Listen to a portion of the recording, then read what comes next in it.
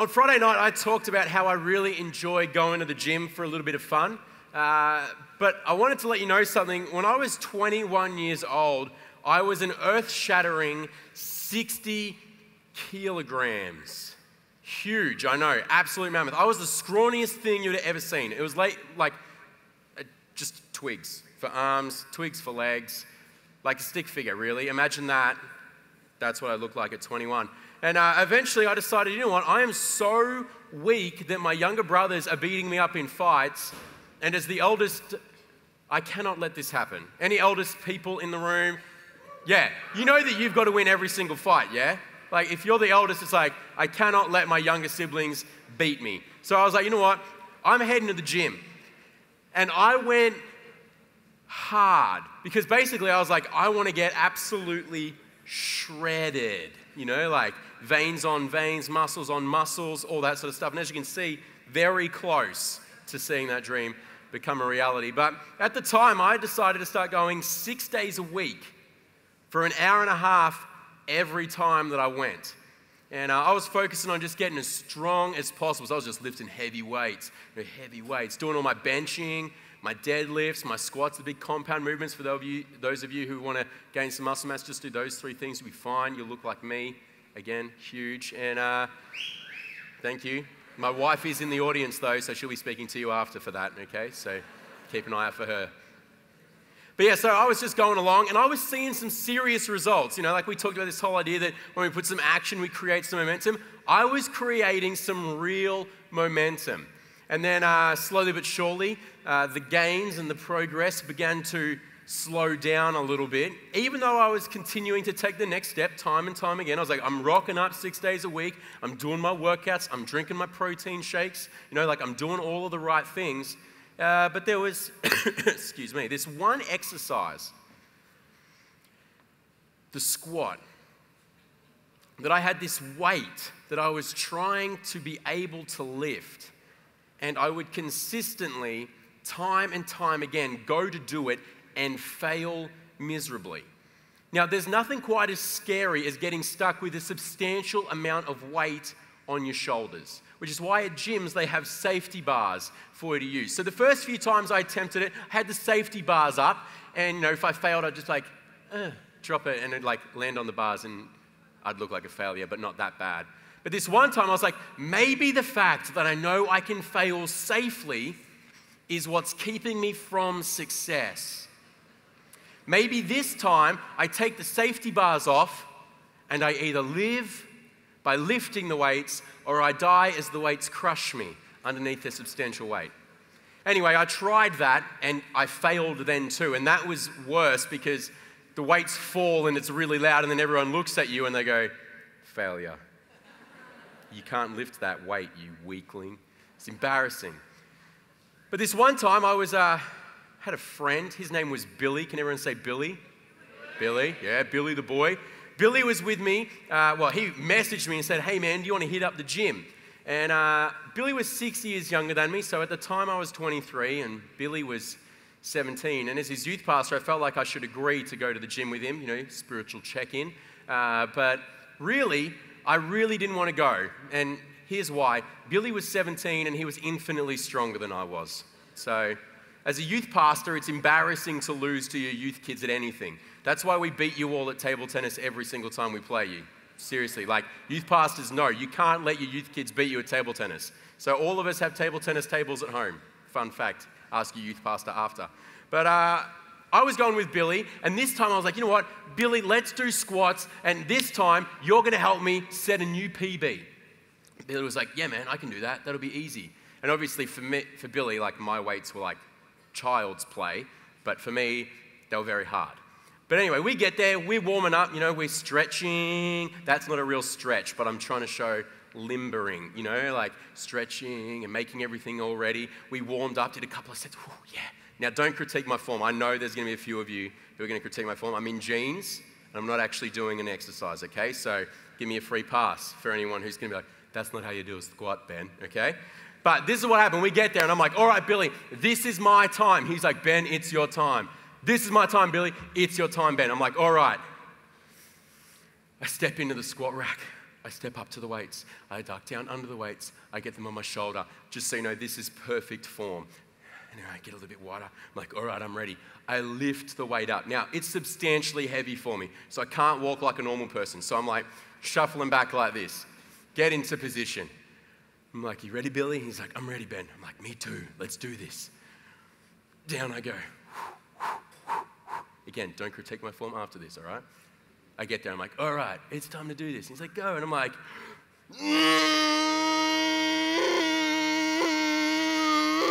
literally, imagine my face getting redder, because at this point, it's my youth kid watching me fail, okay? Get into my mindset. Youth kid watching their youth pastor fail miserably. So I am pushing as hard as I possibly can. Nothing happens. I drop the weight. I literally fall down on the ground out of embarrassment and a slight fear that I was about to faint. You know, like just on the ground. And I'm laying there and I look at Billy and I go, Billy, I can't do it. This weight's got me. I just can't. Now Billy stands in perfect personal trainer stance. When you fail, they stand like this. He's like, you can do it, Ben. I believe in you. It's like nothing more humiliating than your youth person telling you you can succeed at something you've just failed at in front of them. So Billy, I can't do it. Did you see? I couldn't even get close. I didn't move. I just stayed the same. He's like, you can if you believe. And I was like, oh, Billy, stop it. This is the worst. I was like, no, seriously, Billy, my head felt like it was about to explode. Like, have you ever had that feeling like you're pushing so much effort in? All this blood was in my head. I thought my head was literally going to fly off the top of my shoulders. I said that to him. I said, dude, I felt like my head was going to explode. He said, again, he's always in this position. I didn't see a face of failure. I saw the face of success. I was like, that doesn't even make any sense, Billy. It looked like I was about to die. And he's like, no, success. I was like, Billy, I think I looked like a 3-year-old that was constipated. You know, like I didn't look like anything close to success. There was a mirror. I could see what I looked like. But Billy was trying to help out a friend who was feeling a little bit defeated. That any sense of momentum that was happening in my gym/squat life, dead. And Billy was trying to help. And I imagine that there's plenty of people in this room tonight who you could think of some people in your life who are really struggling, who you might almost say are stuck, who feel like they have no momentum in their life at all. You know, whether for some of them it's something around an addiction that they're carrying. You know, they are struggling with pornography or alcohol or smoking or just an addiction to their phones. And you go, man, this person's struggling. They've even said that, I'm struggling with this and I can't seem to break it. Maybe there's a friend of yours who you know has been trying so hard at school. School's always been difficult for them and they've been really trying this year and nothing seems to be improving. And they're starting to say things like, man, I must just be an idiot. I'm just so dumb. Nothing's ever going to change. They feel and look stuck. Maybe for some of you, you've got some friends who are really struggling with some of their mental health. You know, maybe they're riddled with anxiety, struggling with depression, and they're also saying things like, maybe this is just who I am. Maybe I'm always going to be anxious. Maybe I'm always going to struggle with depression. Maybe that's just my lot in life. Maybe for some of you in the room, you actually know a youth pastor who is struggling in their youth ministry. They feel like they're trying things. They're feeling like, you know what, I'm trying to grow this thing. I've done everything. I've prayed, I've fasted, I've read the Bible every single day. I've done social media, I've done big events, and nothing seems to be happening. Maybe it's me. Maybe I'm just a terrible leader. Maybe I should quit. They might feel stuck. Now, I'm not going to pretend like for most of us in this room that this is just our friends who are dealing with this stuff.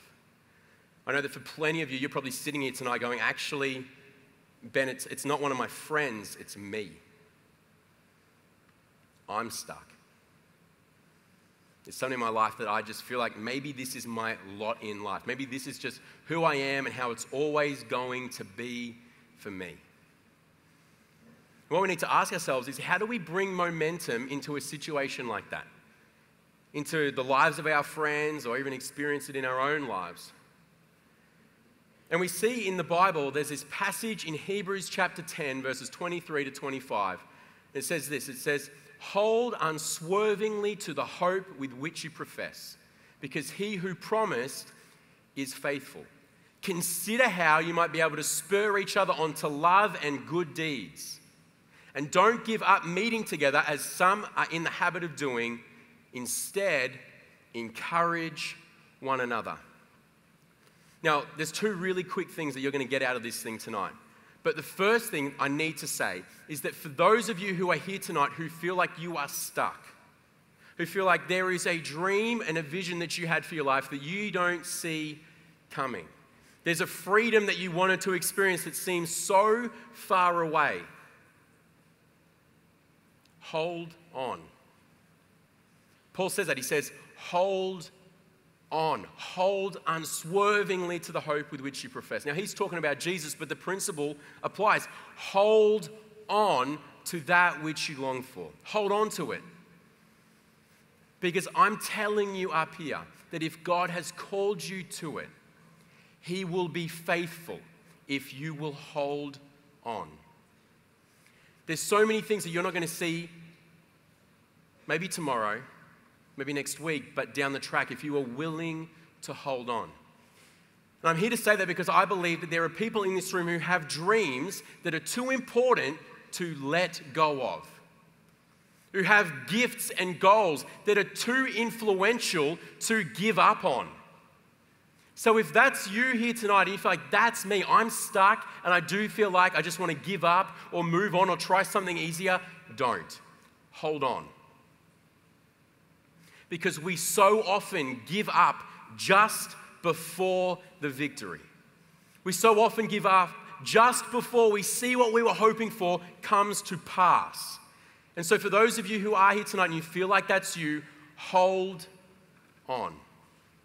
Hold on. And I think what we're about to look at now is going to help you realize why you need to hold on and how you can help others who are also just trying to hold on.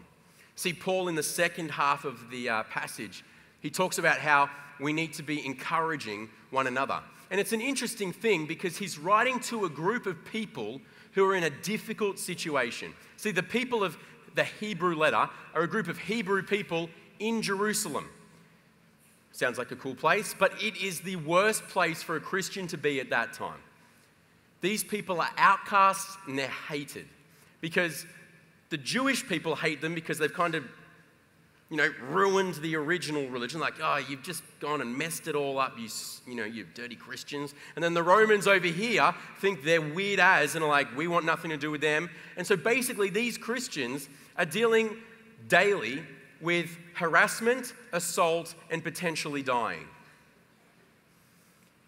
That sounds like a pretty difficult situation to be in, one that's probably lacking any sense of momentum. And Paul recognizes that many in that mix have started to give up.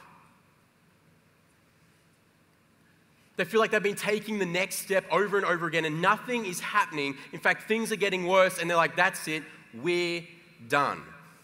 And so what does Paul tell them to do? He's like, people are giving up coming together. Don't do that. And instead, encourage one another. And the reason for this is simple. Encouragement gives momentum to others. This week we've talked about how we can have momentum by putting action to our inspiration. We can keep momentum by taking the next step. But we can give momentum to others by encouraging them. Encouragement will give momentum to others, to those around us. It will give momentum to them. Now, see, Billy gave me some encouragement after I failed. And after a little bit of coaxing, he said, mate, have a rest. We'll come back and do it one more time. And this time, you're going to succeed. We need the whole, if you believe, you will succeed thing. Personal trainer Billy coming out. But Billy was like, you will succeed. So I took a couple of minutes off. I thought about it. And I was like, yep, I'm going to give it one more crack. So Billy did his set. He put some more weights on and then did like 10 to 20 reps or something ridiculous. Then we took some weights off. for me so that I would be able to stand underneath them. And I walked into the squat rack. Now, I'm hoping when I get to the end of the story, you guys are going to know what to do. But I get into the squat rack. I get the weights on my shoulder. I stand up, take them out. I shuffle back. As I start to go down, Billy starts yelling at me, positively. You can do this, Ben. Come on, Ben. You've got this, man. Lightweight for you, Ben. You're so strong. And I get to the bottom. He's like, let's go. I'm like, all right. And he's screaming at me. And I'm like shaking like no one's business. My head's going, I almost fell over just then. There's no weight on me. And I get up to the top of my squat.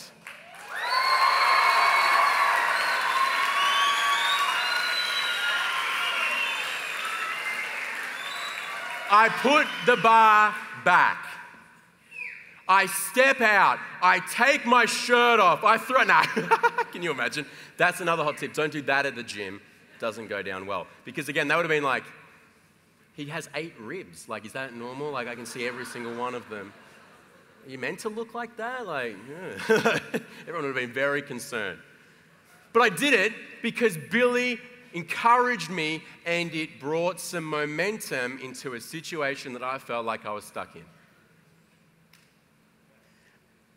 And all of us, I believe, will have experienced that at some point in our life. We know it. There have been times when you felt like giving up, that a little word of encouragement helped you through it. Now think about it. Think about the people who are sitting around you right now. You don't know what they're going through. You don't know if they're sitting next to you right now thinking about giving up on something or thinking that maybe it's time for them to give up. And let's be real. All of us struggle with self-doubt. We're thinking, am I good enough? We're thinking, would I really make a difference in somebody else's life? And when we encourage someone, we help them get over those things so that they can step into what God has for them. So they can step into who they were made to be. And all of us should be encouraging people all the time because we're all encouraged people. Now, I know what some of you are thinking. You're like, no, Ben, I'm not an encouraged person. You don't know what I go through all the time. You don't know all the things people say about me. You know, teachers saying I'm dumb, my parents not believing in me, my friends thinking I'm a total loser. You know, people never encourage me. They constantly criticize me. Well, I'm here to tell you some good news. While other people may not encourage you the way that you would like, Jesus himself is always encouraging you. Now, it doesn't necessarily feel like, he's in your ear, giving you a hug around the side, talking to you. But Jesus, 2,000 years ago on the cross, died and rose again so that he could be with you, so that he could have a relationship with you, so that he could be constantly, consistently encouraging you every single day of your life. Jesus is in your corner. Jesus is for you. Jesus is encouraging you when you feel stuck. Yeah, you're allowed to clap about that. So you're allowed to clap and cheer about anything that goes on from here, all right? But Jesus has done all of that for you. Yeah, it doesn't matter what you've done. It doesn't matter what you think about yourself. Jesus did that for you 2,000 years ago, before you were born, before you knew you needed him, before you knew the circumstances you were facing. He did it so that you would have someone in your corner encouraging you. Yeah, hallelujah. Because he has done everything he can. Seriously, you think about it. He has given us the Bible where you can look at it and you can read that he sees you as loved. He values you. He has a purpose for you. He has forgiven you. He has good plans for you. He wants you to enjoy life. God is for you. He has given you prayer so that you can communicate with Jesus who created you, so that He can remind you of how He sees you. He can give you wisdom about the next step that you need to take. And He has given you His Spirit within you that will empower you, give you courage, give you boldness so that you can continue to move forward even when you feel stuck. Jesus is encouraging you. Yeah. So you are an encouraged person, and therefore you can encourage others.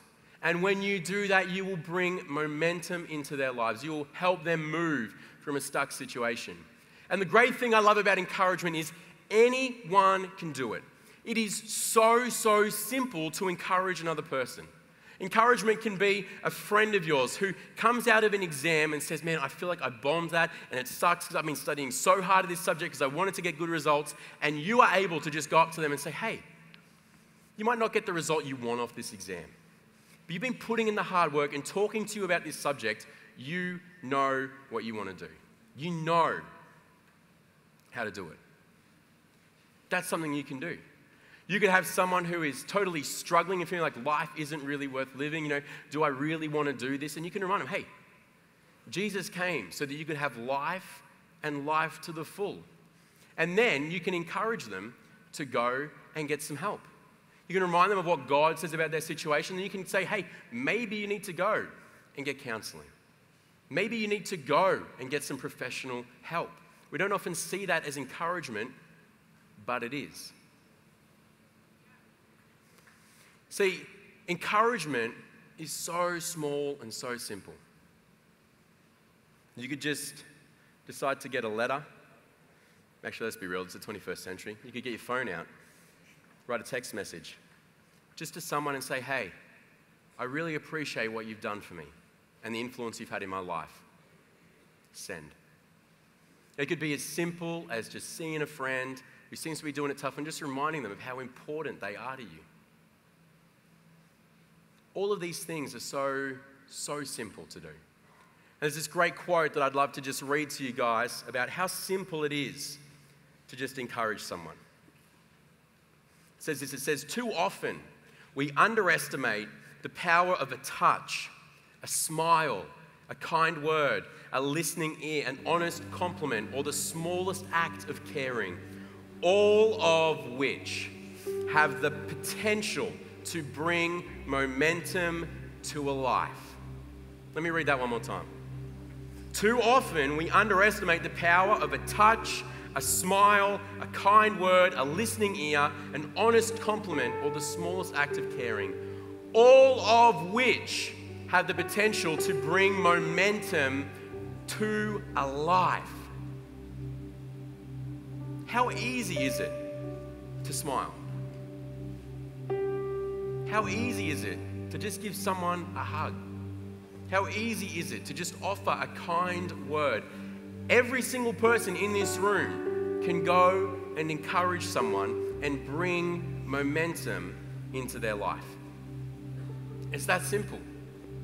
And when we do, when we leave this place and decide that's what we are going to do, I believe we're going to see all of us maybe believe a little bit more in ourselves. Maybe believe that there is more within us than we ever thought was possible. That maybe we'll live in a world where we're not tearing each other down, but we are building each other up. That maybe, just maybe, our churches, our youth ministries, our community groups can be places where people come and are encouraged, supported, cared for, and they leave a little bit better for being there. All of this can happen if we are willing to be people who will go and encourage others. All of you can do it. It's that simple. Now, what I want to do this weekend as we finish up is I want to encourage every single one of you to live this way.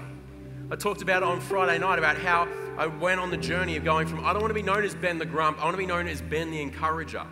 And I want to ask you the question, how do you want to be known? Do you want to be known as someone who tears other people down or who builds other people up? As someone who stops people's dreams or encourages people's dreams? Do you want to be someone who limits the potential of the other person or who speaks life and potential into that person who didn't believe it about themselves? Because we have that choice, we have that option, we have that ability. And so this weekend, we've looked at how we can create momentum by putting some action on our inspiration, how we can keep momentum by taking the next step. But the question is, are we going to leave this weekend willing to be people who will bring momentum into the lives of others? Will we do that? Will we be those people? Because I think we should. I think we want to, because we would want that for ourselves, and so we should give that to others. And what I want to do as we finish up is I want to give you the opportunity in a moment to just stand and say, you know what, that's how I want to leave this place. And then when I walk out those doors, that I am going to be an encourager. That I'm going to be known as Brad, the smiling guy. That I'm going to be known as Sarah, the listening ear. That I'm going to be known as Jeff, the kind word. I'm going to be known as Linda, the person who always sees potential in others. That I'm going to be Sam, the one who always sees those who are left out. That is the type of people we're going to be, because we're going to go and bring encouragement into the lives of others. And so if that's the legacy that you want to live, and if that's how you are going to leave this place in a moment, I just want you to stand. And you're going to stand basically and say, that's how I want to live. And we're going to pray for you guys. It's going to be awesome, because it's so good to be able to just pray for each other and support each other in these decisions and these directions that we want to go in our life. So if that's you, if this weekend you want to leave going, I want to bring life, I want to bring momentum into the lives of others, I would love for you to just stand where you are right now. Go for it. Just stand where you are. If that's you. Yeah, that's good. Give these guys a round of applause. Give them a round of applause. Give each other a round of applause. Come on, get around it. Yeah. Now look.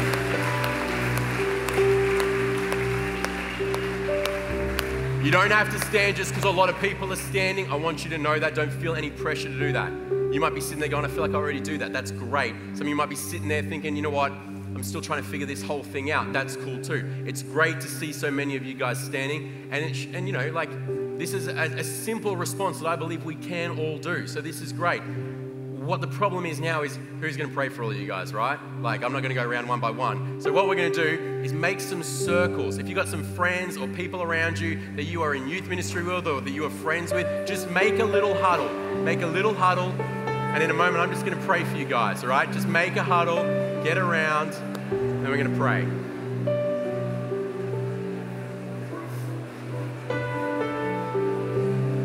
Love it. Make sure no one's off by themselves. Make sure people got people praying for them. All right, let me pray for you guys.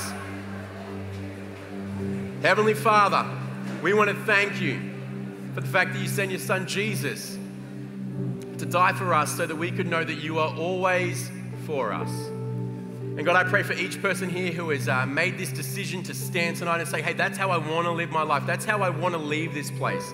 That I know how to have momentum in my life. I know how to keep momentum in my life, but I am going to bring momentum into the lives of others. And Lord, I pray that you would give them courage. Lord, I pray that you would give them boldness. Lord, I pray that when they have those moments where they feel nervous about going and encouraging someone, you would remind them of the intense and honorable privilege it is to go and encourage and bring momentum into the lives of others.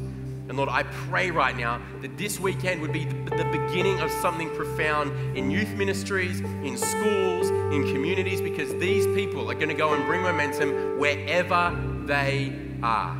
And Lord, I just pray all of this in your mighty and powerful name. Amen. Amen. Hey, can I just say, yeah, give each other a round of applause one more time.